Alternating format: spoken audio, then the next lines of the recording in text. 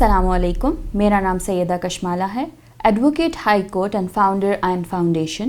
جب ہم خلا کی بات کرتے ہیں، اگر آپ نے طلاق تحفیظ کا حق نہیں لیا اور آپ خلا کو آپٹ کر رہی ہیں اور عدالت میں آئی ہیں، تو پہلا سوال جو لڑکیوں کے ذہن میں آتا ہے وہ یہ کہ کیا خلا بہت زیادہ وقت لے گی؟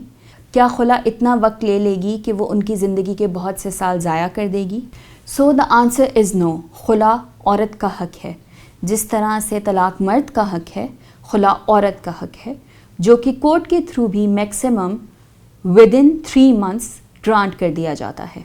خلا کی معینہ مدت 3 مہینے کی ہے، جو کہ 2016 کے لاء کے امینڈ ہونے کے بعد عورت کے لیے بہت آسان بنا دی گئی ہے۔ کہاں سے یہ خیال آیا کہ خلا لینے میں بھی بہت وقت لگے گا؟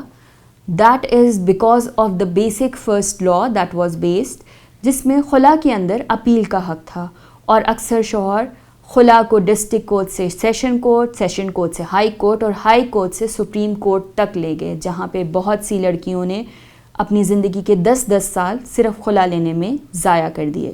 لیکن اب ریسنٹ امینڈمنٹس آنے کے بعد خلا ودن 3 months میں گرانٹ کرنا کورٹ کے اوپر لازم ہے۔